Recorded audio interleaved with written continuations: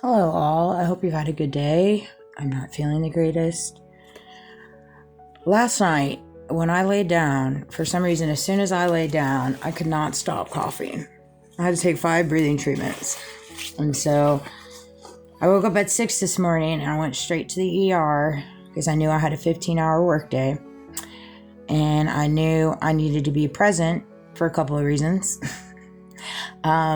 If I'm not present at work, I don't get paid. So there's that venture of it. As well as my team needed me, my team at both jobs. And so that was really important to me. And so I went to the ER. They were very nice at the ER. They were so pleasant. It was really nice because I've been dreading going after my last experience. Not because I care, but just because it gets old. It just gets old. And I'm sure other people feel that way. So I do what I have to do to avoid unfavorable situations. There's nothing wrong with that.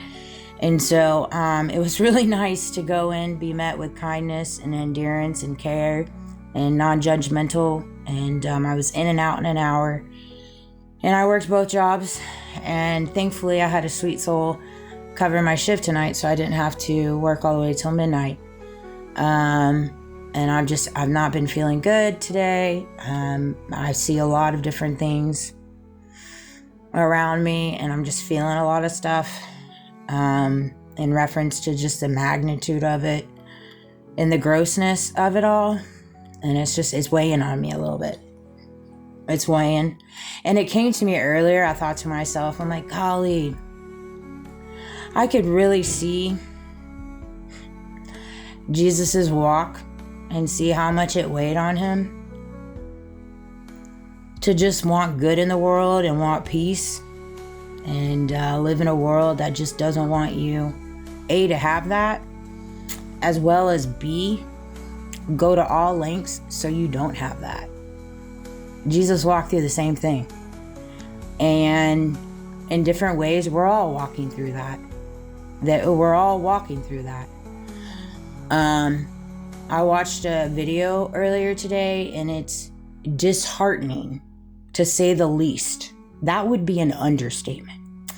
To see people, ministers on pulpits, talking about other people, let alone talking about politics, and not talking about God.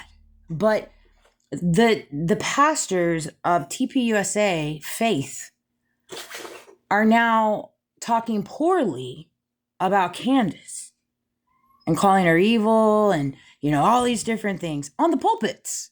And I'm like, that's an interesting time we are in. They've now taken it to the pulpits to disgrade people and downgrade them. Why? Why would you do that on a pulpit? What do you have to prove? Better yet, what do you have to hide? Because if you didn't have anything to hide, brother, sister, you wouldn't be doing it on a pulpit. I can tell you that. God didn't create pulpits for that. You need to go back to the drawing board. You need to go back to the Bible. And you need to do some work. All right? Let alone...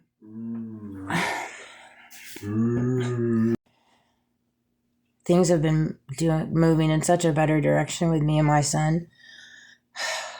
I'm so grateful to God for that.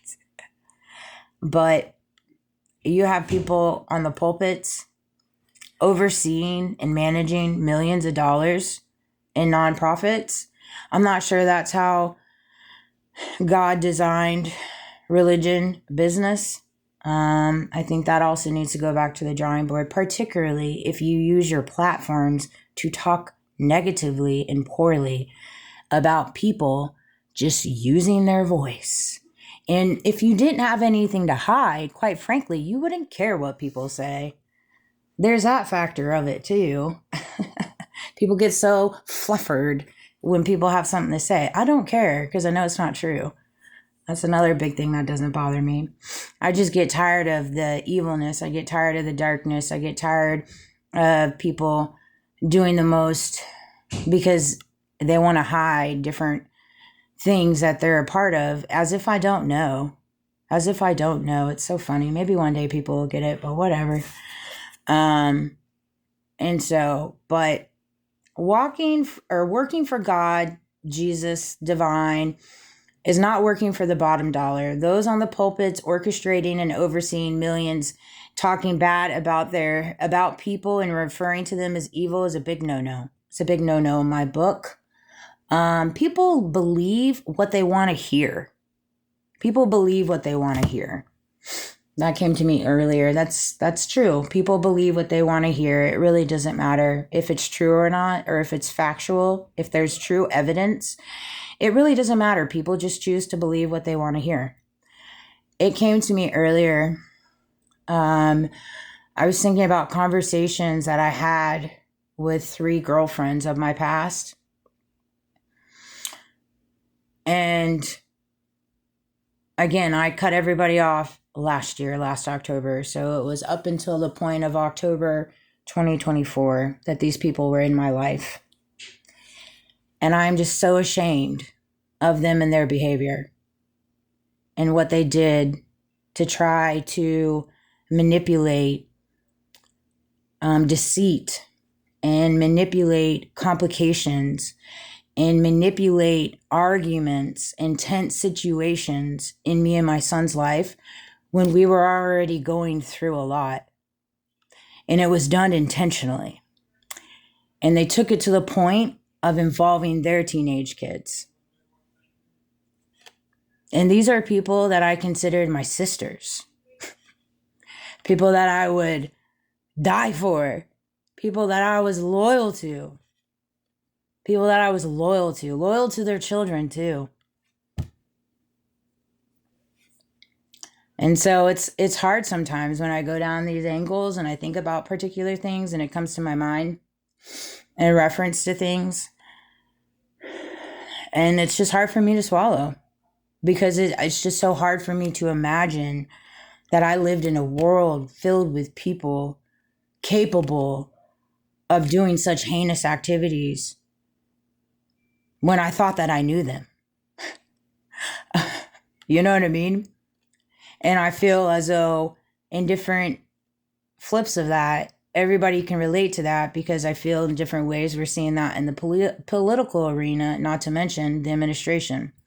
It's like, well, we thought we knew them and they thought they were going to do something and they're not doing it.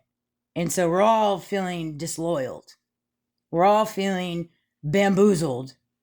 We're all feeling like the wool was pulled over our heads in different ways.